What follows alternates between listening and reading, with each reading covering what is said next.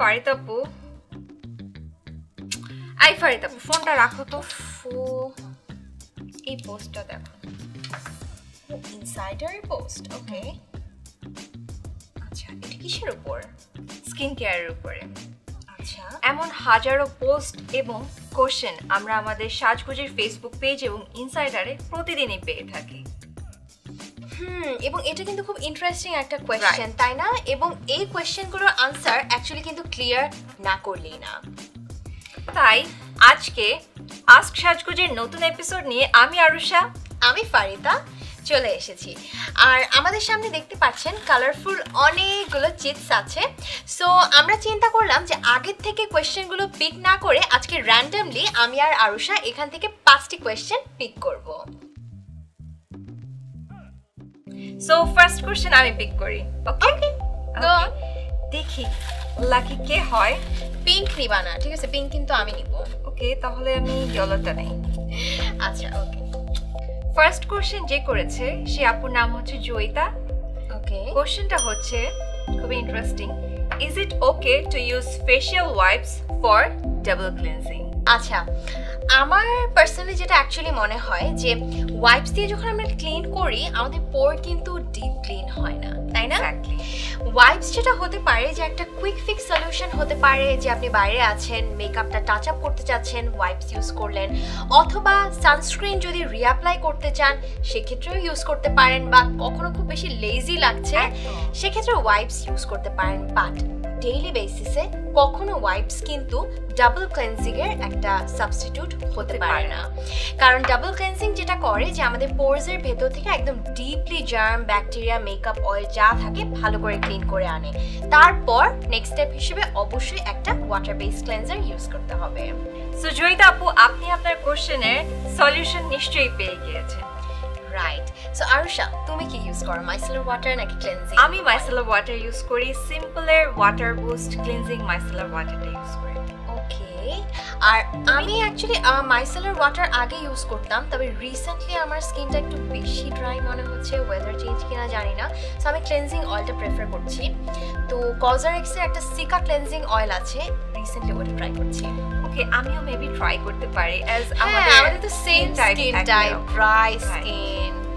ওকে, so next কি আমি? হ্যাঁ, তুমি পিক করবে। সো আমি যেটা বলছি, আমি আমার ফেভারিট কালার সেটা পিক করব। Barbie girl pink one pick করতে পারো। আচ্ছা, সো অন্য আপনারা রাগ করবেন না আমার উপর, আমি নেক্সট অন্য কালার পিক করব, বাট ফার্স্টে পিঙ্ক না পিক করলেই না। সো আমার সামনে একটা পিঙ্ক আছে। Okay, who is the lucky one? বাহ, খুব সুন্দর একটা নাম। আচ্ছা, অপরাজিতা নীলা আপুর কোয়েশ্চেন হচ্ছে যে প্রেগন্যান্সি যে পিরিয়ডটা ওনার শুরু হয়েছে এরপর থেকে অ্যাকচুয়ালি ওনার স্কিনটা অনেক বেশি ডাল দেখাচ্ছে এবং কালচে দেখাচ্ছে। সো প্রবাবলি উনি একটা সলিউশন চাচ্ছে যে কি করলে এই কালচে বা ডালনেসটা অ্যাকচুয়ালি দূর করা যাবে। আচ্ছা, প্রেগন্যান্সি অবস্থায় আমাদের হরমোনাল চেঞ্জেস অনেক বেশি হয়ে থাকে। সো এটা কিন্তু একদম নর্মাল, আর এটা নিয়ে মন খারাপ করার, আপসেট হওয়ার, চিন্তিত হওয়ার কোনো কারণ নেই। জাস্ট আপনার প্রেগন্যান্সি পিরিয়ডটা যখন শেষ হয়ে যাবে তখন আপনি আবার আগের মতন হেলদি গ্লোয়িং স্কিন কিন্তু এমনি পেয়ে যাবেন। সো এটা নিয়ে খুব বেশি চিন্তার কোনো কারণই নেই। হ্যাঁ, তো হরমোনাল চেঞ্জেসের কারণে এমন কালচে ভাব বা স্কিনটা একটু ডাল দেখাতেই পারে।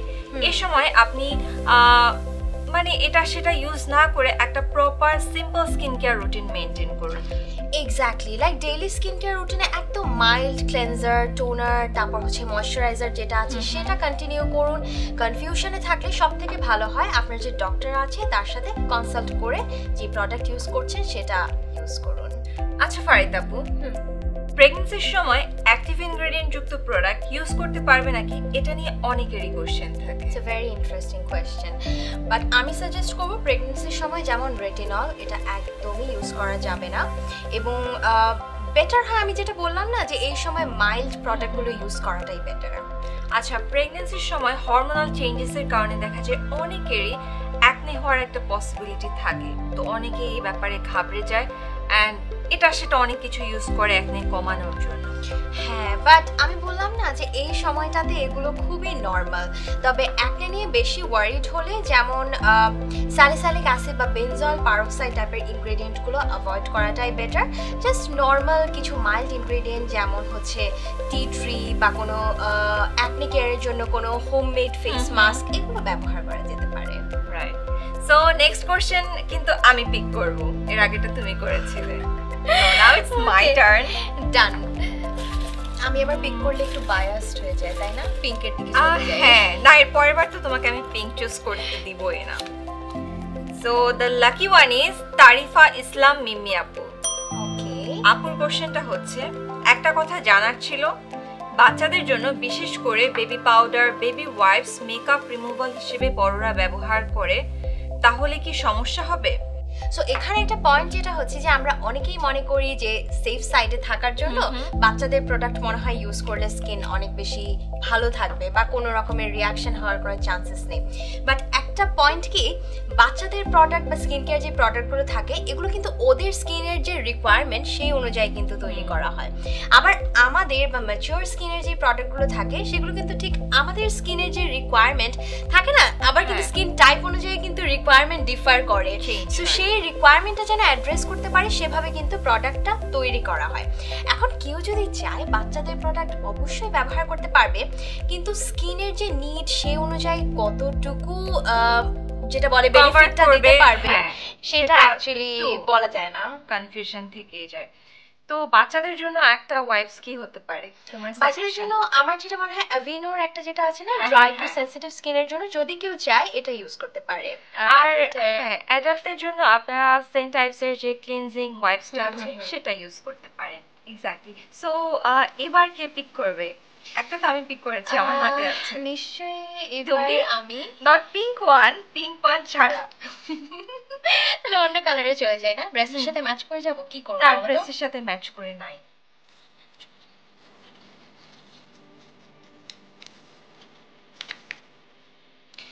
আচ্ছা, এই কোয়েরিটা খুব বেশি পাই। আচ্ছা, সো তুমিও দেখে বুঝতে পারছো।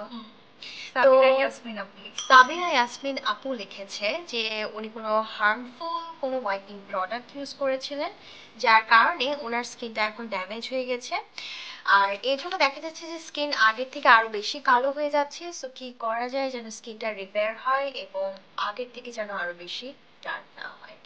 ড্যামেজ স্কিন এমনিতে অনেক সেনসিটিভ হয়, তাই এই সময় খুব যত্ন নিয়ে কিন্তু ড্যামেজ স্কিন কেয়ার করতে। ড্যামেজ স্কিন, এবং মাথায় রাখতে হবে যে এই সময় ব্রাইট করব কিভাবে, এই সব কোনো কিছুতে ফোকাস করা যাবে না, স্কিনটা কিভাবে রিপেয়ার করা যায় সেদিকে ফোকাস থাকতে হবে। খুবই একদম মাইল্ড প্রোডাক্ট ইউজ করতে হবে, স্কিন কেয়ার খুবই সিম্পল রাখতে হবে।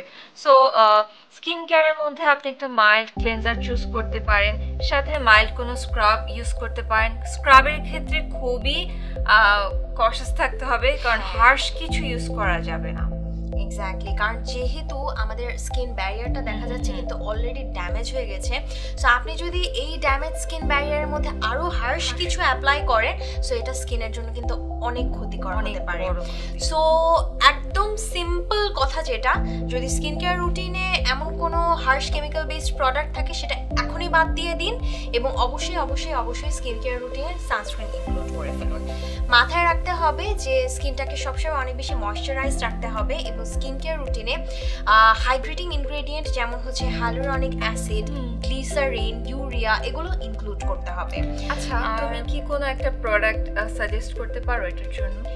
হ্যাঁ, একটা গ্লিসারিনের গ্লাইসলিডের একটা ময়শ্চারাইজিং ক্রিম আছে, সেটা ইউজ করতে পারেন। এছাড়া সেরামাইড আছে, এই ধরনের ময়শ্চারাইজারগুলো ইউজ করতে পারেন, কারণ সেরামাইড কিন্তু ড্যামেজ স্কিন ব্যারিয়ারটা রিপেয়ার করতে অনেক হেল্প করবে। আর আরেকটা বিষয় যেটা মাথায় রাখতে হবে, এই সময় অ্যাক্টিভ ইনগ্রেডিয়েন্টগুলো একদম ইউজ করা যাবে না, এগুলো স্কিন কেয়ার রুটিন থেকে বাদ রাখতে হবে। সিম্পল ক্লেনজিং, টোনিং, ময়শ্চারাইজিং আর সানস্ক্রিন এতটুকু স্কিন কেয়ারে রাখুন, আস্তে আস্তে ড্যামেজ স্কিন রিপেয়ার হয়ে যাবে। ওকে, সো আমরা নেক্সট কোশ্চেনে চলে যাই, লাস্টে আমি পিক করব। ওকে, সো দেখি না কে লাকি উইনার। আমি আগে একটু করে দেই। আচ্ছা, ওকে, আমি পিঙ্ক নিচ্ছি না, তুমি যেহেতু একবার পিঙ্ক নিলে, আমি তো গ্রিন চাই একটা। ওকে, সো দেখা যাক লাকি উইনার কে হয়। সো লাস্ট কোশ্চেনটা হচ্ছে শাহরিন ইবনাত আপুর, সানস্ক্রিন স্কিনে কাজ করছে নাকি তা কিভাবে বুঝবো? সানস্ক্রিন অ্যাপ্লাই এর পর ঘাম হলে নাকি না হলে? সানস্ক্রিনের কনসিস্টেন্সির জন্য দেখা যায় আমাদের স্কিনের উপর একটা লেয়ার হয়, যার ফলে আমাদের যে ন্যাচারাল সোয়েটিং হয় তা ইভাপোরেট হতে পারে না সহজে, তাই মনে হচ্ছে যেন একটু বেশি ঘাম হয়, কিন্তু আমাদের সোয়েটিং কিন্তু নরমালি যা হয় সেটাই হতে থাকে, তাই না? এক্স্যাক্টলি। সো এটা একটা মিসকনসেপশন। সো সানস্ক্রিন কাজ করছে কি করছে না এটা টোটালি ডিপেন্ড করবে সানস্ক্রিনটা প্রপার ওয়েতে অ্যাপ্লাই করা হচ্ছে কি হচ্ছে না। যেমন আমরা অনেকেই আছি যে সানস্ক্রিন টেক্সচার যদি মনে হয় একটু লাইট, ভাবি যে অল্পতেই তো ফুল ফেস আমার কভার হয়ে যাচ্ছে, আবার যদি মনে করি একটু বেশি থিক, তাহলেও দেখা যায় যে মানে একটা আছে না যে যতটুকু নেওয়া দরকার তা করি না। সো রাইট অ্যামাউন্টে অ্যাপ্লাই করা কিন্তু অনেক বেশি ইম্পর্টেন্ট। প্রপার অ্যামাউন্ট না হলে কিন্তু সানস্ক্রিন থেকে কখনোই ফুল কাভারেজ আসবে না। তো আমরা ধরে নিতে পারি আমাদের আঙ্গুলের ঠিক এতটুকু পোর্শন যদি সানস্ক্রিন নেওয়া হয় ফুল ফেস আমাদের কাভার হয়ে যাবে। প্লাস হচ্ছে কিছু এরিয়া কিন্তু আমরা সবসময় মিস আউট করি, যেমন হচ্ছে আমাদের কানের পেছনে, কপাল, তারপর গলা, ঘাড়ের পেছনে, এই জায়গাগুলো কিন্তু আমরা সানস্ক্রিন ইউজ করতে ভুলে যাই, যেটা কিন্তু আসলে করা যাবে না। আর আমাদের বাহিরে বের হওয়ার আগে কিন্তু যে একদম আমি 2 মিনিট আগে সানস্ক্রিন অ্যাপ্লাই করলাম তাহলে কিন্তু হবে না, কখনোই হবে না। বাহিরে বের হওয়ার আগে অন্তত 15-20 মিনিট আগে সানস্ক্রিনটা ভালো করে হালকা ম্যাসাজ করে অ্যাপ্লাই করে নিতে হবে, যেন সেটা ভালোভাবে সেট হয়। এক্স্যাক্টলি। এবং ওখানেই শেষ না, অ্যাটলিস্ট যেটা আমাদের অ্যাটলিস্ট 2 আওয়ার্স পর কিন্তু সানস্ক্রিনটা মাস্ট রিঅ্যাপ্লাই করতে হবে। এখন এখানে অনেকে ভাবতে পারেন যে আমি তো যেই কাজ করি আমাকে মেকআপ করে বের হতে হয়, আমি কিভাবে রিঅ্যাপ্লাই করব? যদি ফেস ওয়াশ করে রিঅ্যাপ্লাই করা পসিবল না হয় সেক্ষেত্রে স্প্রে সানস্ক্রিন অথবা কম্প্যাক্টে সেই সানস্ক্রিনগুলো আপনারা দিয়ে একটু রিটাচ করতে পারেন, সেক্ষেত্রে 100% কভারেজ না হলেও কিছুটা প্রোটেকশন পাওয়া যাবে। আর বাহিরে বের হওয়ার সময় অবশ্যই খেয়াল রাখতে হবে SPF যেন 30 to 50 প্লাস হয় সানস্ক্রিনের। এক্স্যাক্টলি। সো যদি কোনো সাজেশন থাকে লাইক অল স্কিন টাইপের জন্য একটা সানস্ক্রিন যদি সাজেস্ট করো। ওকে, অল স্কিন টাইপের জন্য স্কিন ক্যাফে সানস্ক্রিনটা ইউজ করতে পারেন। সো আজকে লাকি 5 জনের কোশ্চেনের সলিউশনগুলো আমি আর ফারিদা মিলে দিয়ে দিলাম। আপনার যদি কোনো কোয়েরি থাকে স্কিন কেয়ার, মেকআপ রিলেটেড বা হেয়ার কেয়ার নিয়ে, আমাদের এই ভিডিওর নিচে কমেন্ট সেকশনে অবশ্যই জানাবেন। আমাদের আস্ক সাজগোজের নেক্সট এপিসোডে আমরা সেই কোশ্চেনগুলো নিয়ে আবার চলে আসব। অবশ্যই অবশ্যই আমরা আবার চলে আসব।